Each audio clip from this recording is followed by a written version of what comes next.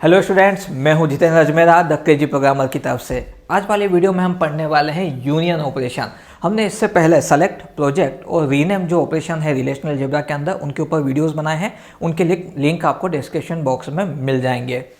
अब हम बात करते हैं यूनियन ऑपरेशन की। ये बाइनरी ऑपरेशन है। बाइनरी यानी कि इसे एग्जीक्यूट करने के लिए या फिर इसे परफॉर्म करने के लिए कम से कम दो रिलेशन या दो टेबल्स होनी चाहिए थी, जबकि सेलेक्ट, प्रोजेक्ट और रीनेम के अंदर वो तीनों ही यूनरी ऑपरेशन थे। सिंगल टेबल या सिंगल रिलेशन पे भी वो परफॉर्म हो जाते थे, लेकिन यहाँ पे आपको कम से कम दो रिलेशन या दो टेबल्स चाहिए। ठीक है, तो अगर इसके मैथमेटिकल फॉर्मूले की बात करें तो आर यूनियन एस, ये जो सिंबल है ये कैपिटल यू है, ठीक है, जिसे यूनियन ऑपरेशन नाम दिया गया। वो आर और एस यहाँ पे रिलेशंस या टेबल को शो करते हैं। ठीक है, अब यूनियन ऑपरेशन करता क्या है? ये एक्चुअली में जो भी हम यहाँ पे या तो रिलेशन से अप्लाई करें या टेबल नेम अप्लाई करें, उनके डेटा को यूनियन करके शो करता है। ठीक है, कैसे समझ लेते हैं। सपोज जैसे दो टेबल से स्टूडेंट और लाइब्रेरी, अगर मैं इनका यूनियन करना चाहूँ तो यहाँ पे मैं ये इस तरह से अप्लाई करूँगा, स्टूडेंट यूनियन लाइब्रेरी। ठीक है, जैसे ही मैं ये अप्लाई करता हूँ तो ये दोनों मर्ज हो जाएंगे। ठीक है, और मर्ज होकर कुछ ऐसे शो होंगे। ठीक है, सबसे पहले आएगा SID। ठीक है, तो बाय डिफॉल्ट ऑर्डर तो वही लेगा, पहले इस टेबल के जो है कंटेंट को वो लेगा। तो यहाँ पे तीनों कंटेंट, ये तीनों कॉलम इसने ले लिए, SID, नेम एंड क्लास। ठीक है, ये तीनों ओके। और टोटल मिला के रो भी तीन ही है, इसलिए तो डेटा में लेता हूँ 01, 02, 03। फिर हो गया राज, विकास एंड देन ज्योति। ठीक है, क्लास है 11th, 12th और 9th, 11th, 12th और 9th। इस टेबल के कंटेंट को ले लिया। अब सेकेंडरी जो टेबल है जो यूनियन रिलेशन में आ रही है, उसके कंटेंट को लेना शुरू करेगा। बुक ID, ठीक है, और बुक नेम। ठीक है, अब यहाँ पे मैं SID यहाँ नहीं लिखूँगा। ठीक है, इसका रीज़न मैं बताता हूँ। एक बार पहले बुक ID और बुक नेम लिख देता हूँ, 082, 074 एंड 112। ठीक है, यहाँ पे बुक के नेम हो गए हिंदी,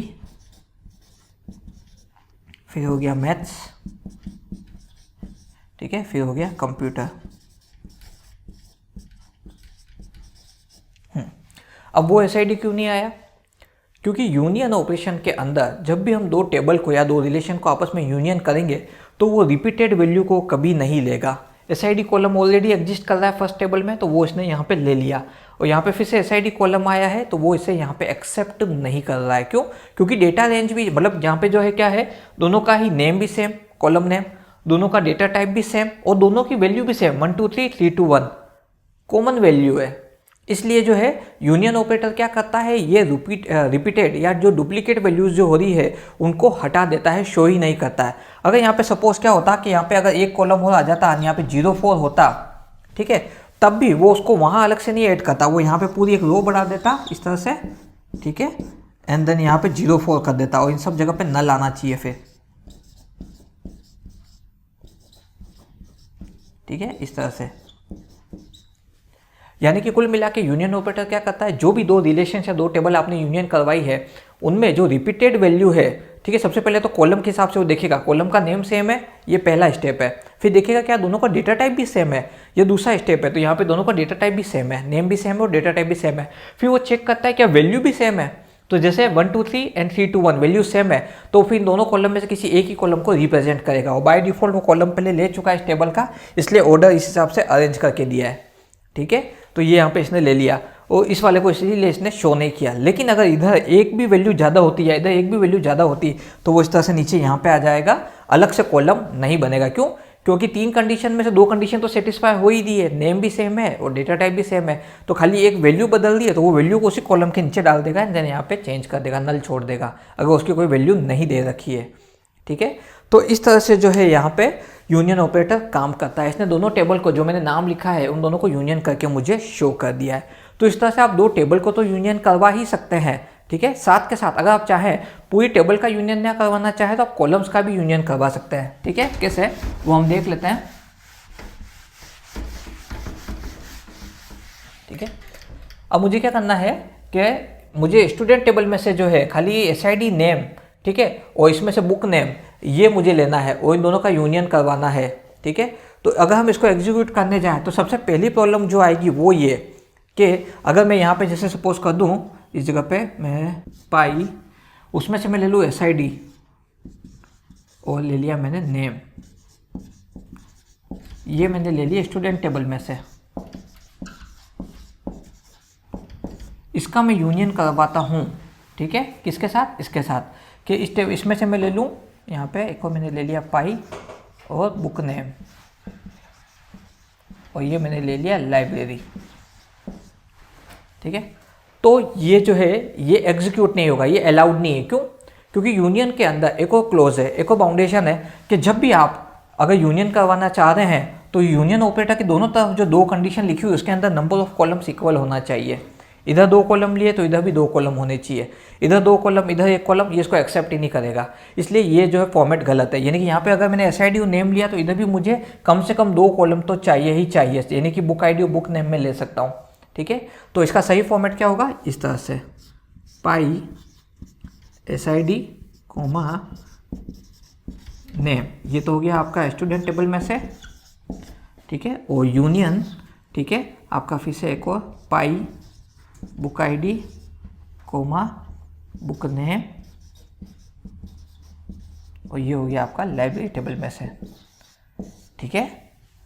तो हमने क्या देखा इसके अंदर कि नंबर ऑफ कॉलम्स इक्वल होना चाहिए। और एक और चीज़ जो आपने नोटिस करी हो, यहाँ पे यूनियन ऑपरेटर के दोनों तरफ 2 टेबल नेम नहीं है, बल्कि अब यहाँ पे 2 अलग अलग रिलेशन लिखे हुए हैं।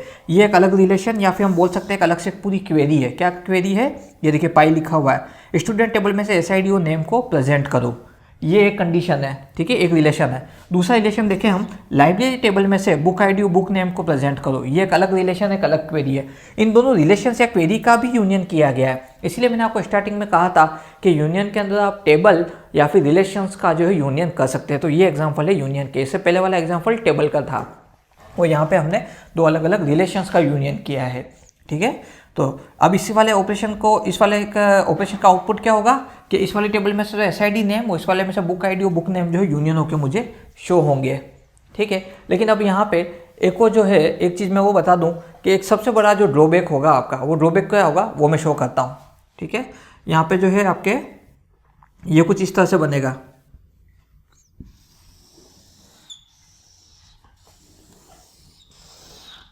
ठीक है।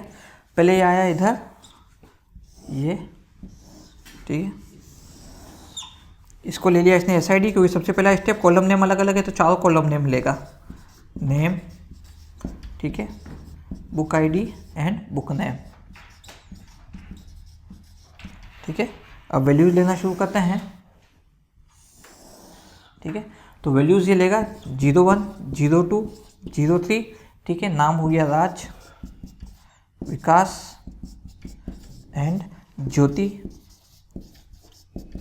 ठीक है। बुक आईडी होगा हमारे 082, ठीक है, 074 एंड 112, ठीक है। एंड ये यहाँ पे आ गए हमारे हिंदी, मैथ्स एंड कंप्यूटर, ठीक है। तो अब इसमें आउटपुट तो ऐसा आएगा, पर इसका ड्रॉबैक क्या है? यहाँ पे अगर हम देखें तो हिंदी जो है वो 3 नंबर की आईडी यानी ज्योति ने इशू कराई है, बट यहाँ पे तो वो राज के नेम के आगे है। मैथ्स जो है, मैथ्स अगर हम देखें तो 02, चलो वो सही फॉर्मेट पे है। कंप्यूटर जो है वो बुक कराई 01, यानी कि राज ने बुक कराई है, लेकिन वो ज्योति के नेम के आगे लिखी हुई है। तो यहाँ पे 2 बुक्स की पोजीशन मिसमैच है, ठीक है। तो ये एक इसका ड्रॉबैक है। यानी कि जब भी आप यूनियन ऑपरेशन अप्लाई करें तो ये याद रखिएगा कि आपका जो आउटपुट वहाँ पे शो हो रहा है, इस यूनियन ऑपरेशन का जो आउटपुट आना चाहिए, उसमें आप प्रॉपर कंडीशन अप्लाई करें, ठीक है। प्रॉपर कंडीशन कैसे? कि उसके लिए आपको जो है यहाँ पे एक और जो है इंटरसेक्शन करना होगा, ठीक है, इस वाले के अंदर। कैसे, मैं आपको बता देता हूँ, ठीक है। बुक आईडी और बुक नेम सेलेक्ट करना है लाइब्रेरी में से, ठीक है। तो उसके लिए यहाँ पे आपको एक कंडीशन डालनी होगी, सेलेक्ट, ठीक है। सेलेक्ट क्या डालना है आपको कि एसआईडी, ठीक है, सॉरी यहाँ पे आएगा आपके ये वाला student.sid इक्वल होना चाहिए library.sid के, और ये किस पे परफॉर्म होगा, तो ये लाइब्रेरी टेबल पे परफॉर्म होगा, ठीक है। और ये आपका पूरा क्लोज होगा।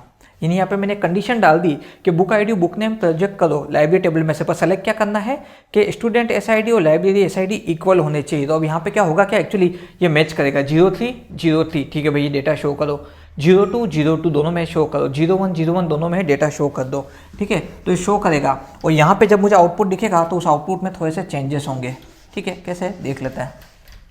यहाँ पे जो आउटपुट जो चेंज होगा वो ये रहा आपके सामने, ठीक है। राज ने जो है वो बुक करा रखी है, देखिए कंप्यूटर 01, ठीक है, या फिर राज का आईडी 01, यहाँ पे देख लेते हैं 01 तो कंप्यूटर 112, तो यहाँ आ जाएगा 112 और कंप्यूटर, ठीक है। अब बात करते हैं 02 विकास, 02 ये रहा विकास, ठीक है, उसने बुक कराई मैथ्स और 074, तो 074 और maths. And as it is बात करें 03 ज्योति, ये 03 इधर इसने हिंदी बुक करा रखी है, तो 082 हिंदी। तो इस तरह से देखिए कि अगर हम नॉर्मल क्वेरी देते हो सेलेक्ट नहीं लगाते तो क्या होता कि यहाँ पे जो है इनकी इन्फॉर्मेशन ऊपर नीचे हो जाती, जो mix and match problem create करती। तो मैंने क्या किया कि इस वाले सेकेंडरी जो रिलेशन है उसके अंदर एक कंडीशन लगा दी कि भाई book ID book name show करो, पर कंडीशन क्या लगानी कि student SID library SID equal होने चाहिए। तो उसी को ऑर्डर को फॉलो करते हुए उसने डेटा अरेंज कर दिया और इस तरह से मेरे सामने इस तरह से डेटा एक्यूरेट शो हो रहा है, जिसने जो बुक शो कराई इशू कराई वही शो हो रही है। तो ये चीज़ हमको ध्यान रखने की है, ठीक है। यानी कि डायरेक्ट जब दोनों टेबल यहाँ पे मर्ज कर रहे हैं तब तो इतना इशू नहीं है, लेकिन जब आप स्पेसिफिक कॉलम को अगर आप यूनियन कर रहे हैं तो वहाँ पे आपको ध्यान रखने की ज़रूरत है। और आप सभी ऑपरेटर्स को, जैसे मैंने यहाँ पे सेलेक्ट का जो सिग्मा का इस्तेमाल किया है, पाई का भी इस्तेमाल किया है, यूनियन का भी किया है, तो आप इस तरह से मल्टीपल ऑपरेटर्स को इस्तेमाल करके भी क्वेरीज दे सकते हैं। लेकिन वापस मैं रिपीट कर रहा हूँ स्टूडेंट्स कि ये सिर्फ और सिर्फ थ्योरेटिकल रिप्रेजेंटेशन है, ये क्वेरी कहीं पर भी रन नहीं होगी, ठीक है। इसके लिए स्पेसिफिक जो है MySQL के अंदर हमने प्रैक्टिकल परफॉर्म करके दिखाए हैं, उनके वीडियोस आपको नीचे डिस्क्रिप्शन बॉक्स में जो उनका लिंक दे रखा है वहाँ से आपको मिल जाएंगे। उसके अंदर आप देख पाओगे कैसे हम टेबल को जो है ज्वाइन कर रहे हैं, ठीक है। लेकिन यहाँ पे ये सिर्फ और सिर्फ थ्योरेटिकल रिप्रेजेंटेशन है। लेकिन चूंकि मैं किसी को अगर ये काम करवाना चाहूँ किसी SQL डेवलपर से, तो मैं उसको एक क्वेरी इस फॉर्मेट में लिख के देनी होगी ताकि उसको समझ में आ जाए कि मुझे ये आउटपुट जनरेट करवाना है, तो वो SQL क्वेरी उसी हिसाब से डिज़ाइन करेगा, ठीक है। तो ये हो गया स्पेसिफिक कॉलम का। अब अगर मैं इंडिविजुअल कॉलम की बात करूं, ठीक है, इंडिविजुअल कॉलम यानी कि सिंगल कॉलम लेता हूं मैं, पाई एसआईडी, ठीक है, एंड इसका मैंने ये हो गया हमारे स्टूडेंट टेबल में से, ठीक है। इसका यूनियन करना है पाई एसआईडी, फिर से एसआईडी लिया मैंने लेकिन इस बार लाइब्रेरी टेबल में से, ठीक है। स्टूडेंट टेबल में से भी जो है एसआईडी है उसका प्रोजेक्शन करो और लाइब्रेरी टेबल में से भी जो स्टूडेंट आईडी है उनका प्रोजेक्शन करो, इन दोनों का यूनियन कर दो, तो कुछ ऐसा आउटपुट आएगा।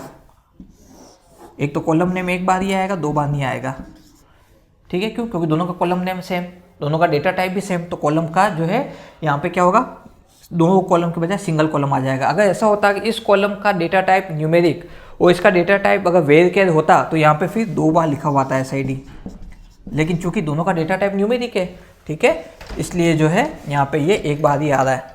अब ये न्यूमेरिक डेटा टाइप क्या होता है, डेटा टाइप कैसे आइडेंटिफाई करते हैं, कैसे डिफाइन करते हैं, इसके लिए आप हमारा how to create table and data types in DBMS, ठीक है, ये वीडियोस आप डिस्क्रिप्शन बॉक्स में से जा करके आप देख सकते हैं, जिससे आपको ज़्यादा आसानी से समझ में आ जाएंगे, ठीक है। अब हम शुरू करते हैं 01 02 03, ये इसने लिख दिया पहले,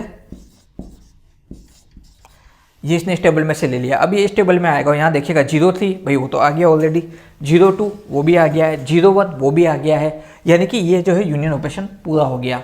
अब इसने 1 2 3 1 2 3 दो बार क्यों नहीं लिखा? क्योंकि जब भी हम यूनियन ऑपरेशन कॉलम्स पे अप्लाई करेंगे तो वो रिपीटेड कॉलम के साथ साथ रिपीटेड वैल्यूज़ को भी रिमूव कर देता है, डुप्लीकेट वैल्यू को शो नहीं करेगा, इसीलिए 3 2 1 यहाँ पे हमें अलग से शो नहीं हो रहा है। क्यों? 3 3 ये हो गया, 2 2 ये हो गया, 1 ये हो गया। अगर ये होता कि यहाँ पे कोई और स्पेसिफिक वैल्यू होती, सपोज जैसे 04 या 05 होता जो यहाँ पे नहीं है, तो वो उसको ऐड कर देता यहाँ पे, ठीक है, इस तरह से। और पहले जो है बाय डिफॉल्ट, वापस मैं रिपीट कर रहा हूँ कि यूनियन के लेफ्ट हैंड साइड में जो रिलेशन है पहले उसका डेटा इंसर्ट होगा and then right hand side में जो रिलेशन है उसका डेटा इंसर्ट होगा। तो हमने कुछ बाउंडेशंस देखे यूनियन ऑपरेशन में, या तो अगर हम टेबल को मर्ज करें तब भी, दो या दो से ज़्यादा कॉलम्स को मर्ज करें तब भी, ठीक है, कि क्या बाउंडेशन है। सबसे पहला रिपीटेड वैल्यू या फिर डुप्लीकेट वैल्यूज़ को ये शो नहीं करेगा, यानी कि दोनों ही टेबल या दोनों ही रिलेशन के सारे कॉलम्स को मैच करेगा। अगर उसमें कोई भी कॉलम नेम सेम हो गया तो वो क्या चेक करेगा, क्या दोनों कॉलम का डेटा टाइप भी सेम है। अगर डेटा टाइप भी सेम हो गया तो फिर उसके बाद में वो दोनों कॉलम को देने के बजाय एक कॉलम में मर्ज कर देगा, उसका सारा डेटा वहाँ पे हमें जो है शो करेगा। तो ये तो 2 कंडीशन हुई। तीसरी कंडीशन क्या है इसके अंदर कि वैल्यूज़ भी अगर एक जैसी है तो वैल्यूज़ को भी वो रिपीट नहीं होने देगा, बल्कि उनको भी 1 टाइम ही शो करेगा। ठीक है, यानी कि ये सिर्फ और सिर्फ डिस्टिंक्ट वैल्यू ही शो करता है, डुप्लीकेट वैल्यू शो नहीं करता। दूसरी बाउंडेशन क्या है कि यूनियन कंडीशन जो होती है, यूनियन ऑपरेटर जो है उसके लेफ्ट हैंड साइड में अगर कॉलम नंबर जितने हैं उतने के उतने राइट हैंड साइड में भी कॉलम नंबर होने चाहिए। यानी कि रिलेशन का जो डिग्री लेवल है वो इक्वल होना चाहिए। ऐसा नहीं कि इधर 2 कॉलम हो, इधर 1 कॉलम ले लिया। ठीक है, और ना ही आप ऐसा कर सकते हैं कि इधर जो टेबल है उसके अंदर जो है इसके अंदर इधर आपने जो रिलेशन दिया है उसमें आपने कम कॉलम हो, इधर ज़्यादा कॉलम कर दिए, वो अलाउड नहीं है। ठीक है, तो कुछ बेसिक चीज़ें मैं रिपीट करता हूँ। जब आप 2 टेबल को मर्ज करते हैं तो याद रखिएगा कि रिपीटेड कॉलम जो है जिसका डेटा टाइप यानी कि कॉलम नेम और डेटा टाइप सेम है तो वो दोनों कॉलम दिखाने के बजाय एक ही कॉलम दिखाएगा। अगर वैल्यूज़ भी सेम है तो वैल्यू को रिपीट करने के बजाय डिस्टिंक्ट वैल्यूज़ ही शो करेगा। ठीक है, जब आप कॉलम्स के ऊपर अप्लाई करते हैं तो यूनियन ऑपरेटर के लेफ्ट हैंड साइड में जितने नंबर ऑफ कॉलम्स है राइट हैंड साइड में भी उतने ही नंबर ऑफ कॉलम्स होने चाहिए। अगर आप सिंगल कॉलम ले रहे हैं, ठीक है, तो वहाँ पे भी आपको ध्यान रखना पड़ेगा कि एक तो ऑब्वियस सी बात है सिंगल कॉलम मतलब दोनों ही सिंगल है, लेकिन दोनों का डेटा टाइप सेम होना चाहिए। सेम कैसे? अगर मैं सेम नहीं दूंगा, ठीक है, तो क्या होगा, जैसे मैंने बताया था कि इसका अगर न्यूमेरिक एंड इसका अगर वेर के होता तो यहाँ पे एक कॉलम बन जाता। ठीक है, तो ये हमें ध्यान रखना है कि यूनियन ऑपरेशन जब भी परफॉर्म करें तो उन्हीं कॉलम्स के नेम लिखे जिनका डेटा टाइप भी सेम हो। इस तरह से यूनियन ऑपरेशन जो है अपना टास्क परफॉर्म करता है। तो ये है यूनियन ऑपरेटर से रिलेटेड सारी इन्फॉर्मेशन। मैं उम्मीद करता हूँ कि यूनियन ऑपरेशन आपको अच्छे से समझ में आ गया होगा। फिर भी अगर आपके मन में कोई भी डाउट है या कोई क्वेरी है या कोई चीज़ आप डिटेल में जानना चाह रहे हैं, कोई भी आपका सजेशन या फीडबैक है तो हमें कमेंट बॉक्स में लिख करके बताएं। इस वाले वीडियो के नोट्स आपको डिस्क्रिप्शन बॉक्स में अवेलेबल हो जाएंगे। हमने अभी तक जितने भी वीडियोस बनाए हैं उनके लिंक और उनके नोट्स के जो लिंक है वो भी डिस्क्रिप्शन बॉक्स में अवेलेबल है। हमारे इस वीडियो को लाइक कीजिए और चैनल को सब्सक्राइब कीजिए अगर इसी तरह के वीडियोस आप वो देखना चाहते हैं। द क्रेजी प्रोग्रामर्स की तरफ से आज के लिए बस इतना ही।